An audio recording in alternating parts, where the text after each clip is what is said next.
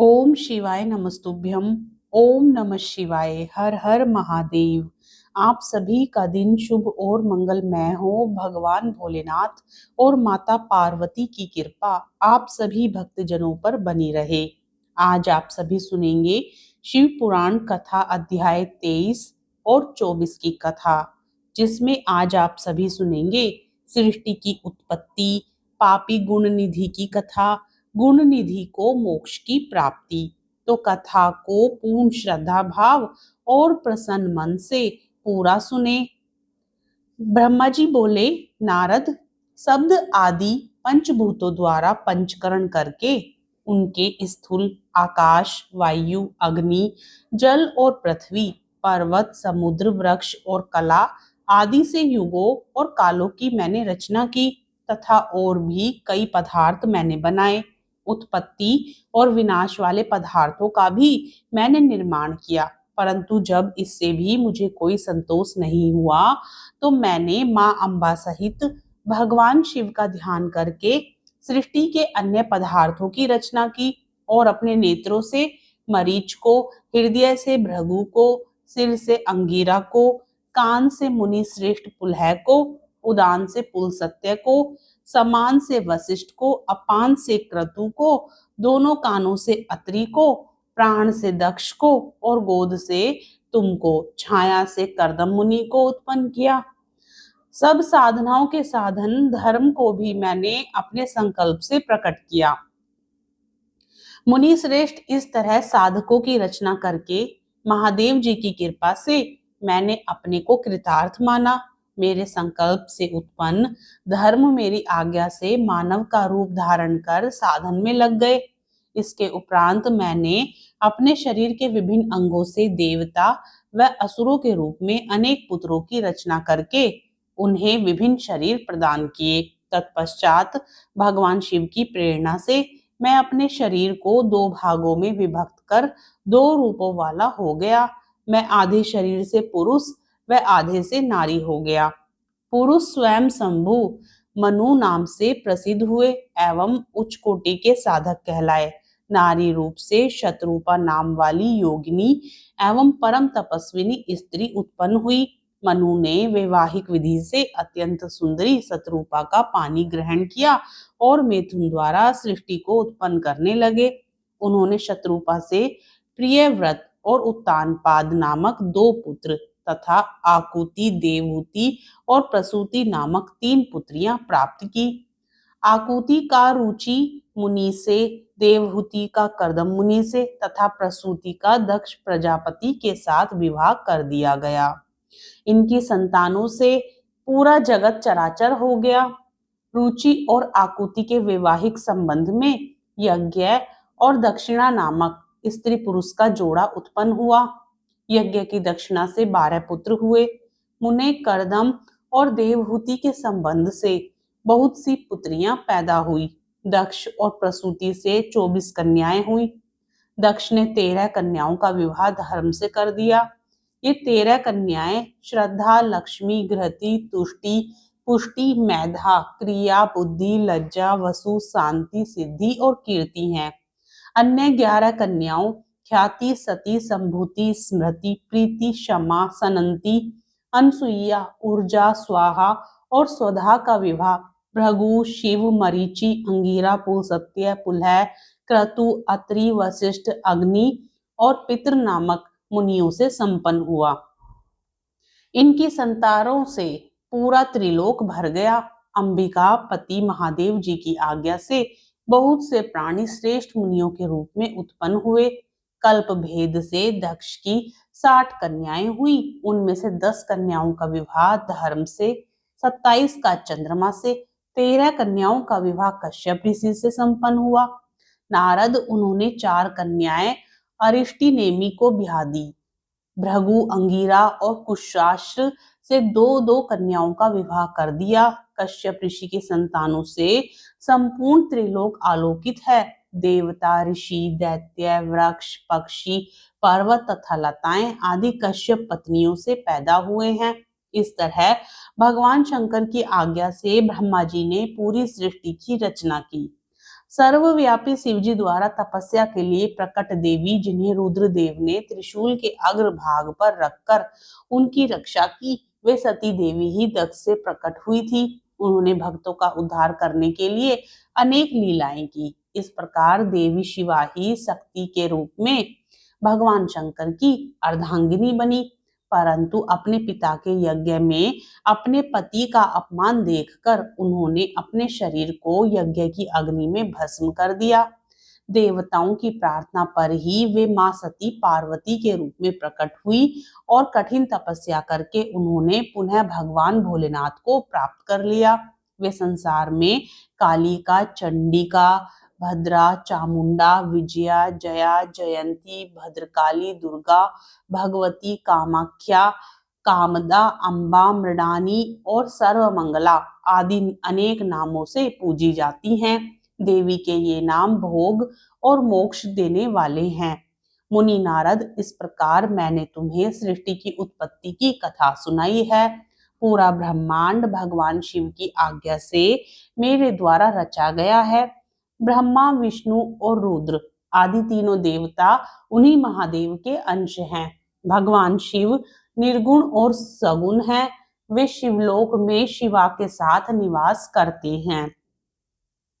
सूत जी कहते हैं, हे ऋषियों, तत्पश्चात नारद जी ने विनय पूर्वक प्रणाम किया और उनसे पूछा, भगवान शंकर कैलाश पर कब गए और महात्मा कुबेर से उनकी मित्रता कहाँ और कैसे हुई? प्रभु शिव जी कैलाश पर क्या करते हैं?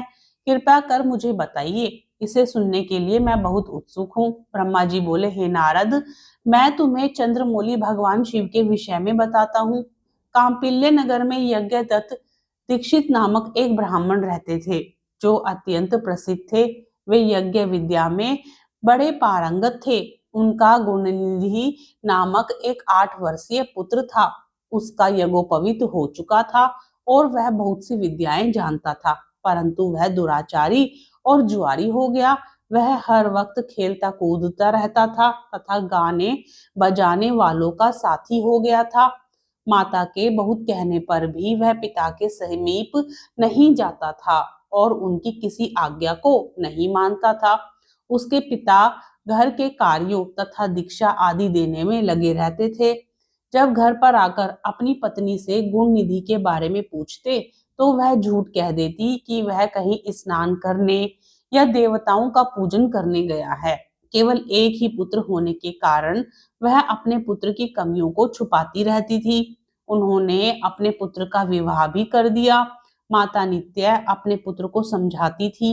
वह उसे यह भी समझाती थी कि तुम्हारी बुरी आदतों के बारे में तुम्हारे पिता को पता चल गया तो वे क्रोध के आवेश में हम दोनों को मार देंगे। परंतु गुणनिधि माँ के समझाने का उस पर कोई प्रभाव नहीं पड़ता था। एक दिन उसने पिता की अंगूठी चुरा ली और उसे जुए में हार गया। देवयोग से उसके पिता को अंगूठी के विषय में पता चल गया।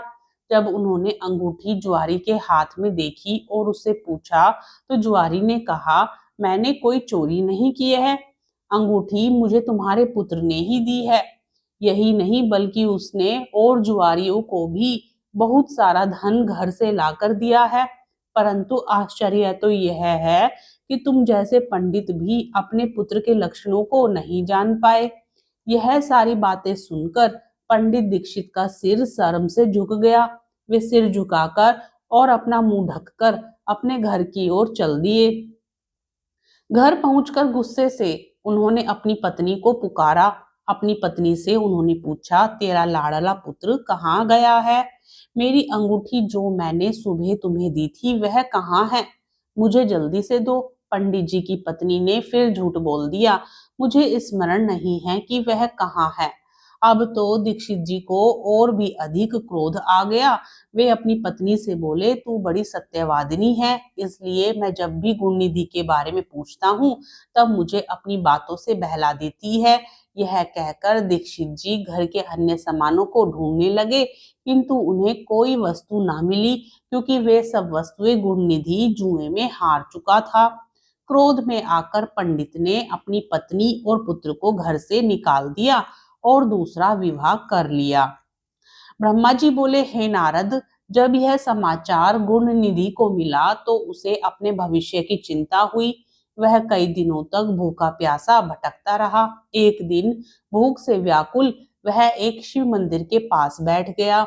एक शिव भक्त अपने परिवार सहित शिव पूजन के लिए विविध सामग्री लेकर वहां आया था।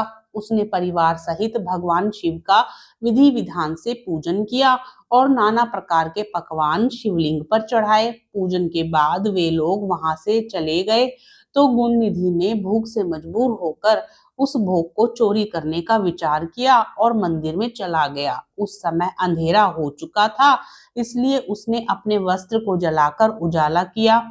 यह मानो उसने भगवान शिव के सम्मुख दीप जलाकर दीपदान किया था। जैसे ही वह सब भोग उठाकर भागने लगा, उसके पैरों की धमक से लोगों को पता चल गया कि उसने मंदिर में चोरी की है। सभी उसे पकड़ने के लिए दौड़े और उसका पीछा करने लगे। नगर के लोगों ने उसे खूब मारा। उनकी मार को उसका भूखा शरीर सहन नहीं कर सका। उसके प्राण पखेरु उड़ गए। उसके कुकर्मों के कारण यमदूत उसको बांधकर ले जा रहे थे। तभी भगवान शिव के पार्षद वहां आ गए और गुण निधि को यमदूतों के बंधनों से मुक्त करा दिया। यमदूतों ने शिव गणों को नमस्कार किया और बताया कि यह बड़ा पापी और धर्म कर्म से हीन है। यह अपने पिता का भी शत्रु है। इसने शिवजी के भोग की भी चोरी की है। इसने बहुत पाप किए हैं, इसलिए यह यमलोक का अधिकारी है। इसे हमारे साथ जाने दें ताकि विभिन्न नरकों को यह भोग सके।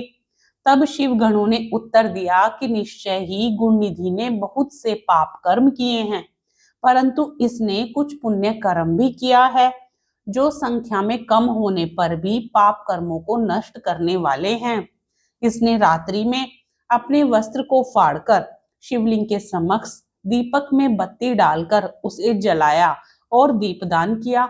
इसने अपने पिता के श्रीमुख से एवं मंदिर के बाहर बैठकर शिव गुणों को सुना है और ऐसे ही और भी अनेक धर्म कर्म इसने किए हैं। इतने दिनों तक भूखा रहकर इसने व्रत किया और शिव दर्शन तथा शिव पूजन भी अनेकों बार किया है। इसलिए यह हमारे साथ शिवलोक को जाएगा, वहां कुछ दिनों तक निवास करेगा। जब इसके संपूर्ण पापों का नाश हो जाएगा तो भगवान शिव की कृपा से यह कलिंग देश का राजा बनेगा। अतः यमदूतों, तुम अपने लोक को लौट जाओ। यह सुनकर यमदूत यमलोक को चले गए। उन्होंने यमराज को इस विषय में सूचना दे दी और यमराज ने इसको प्रसन्नता पूर्वक स्वीकार कर लिया।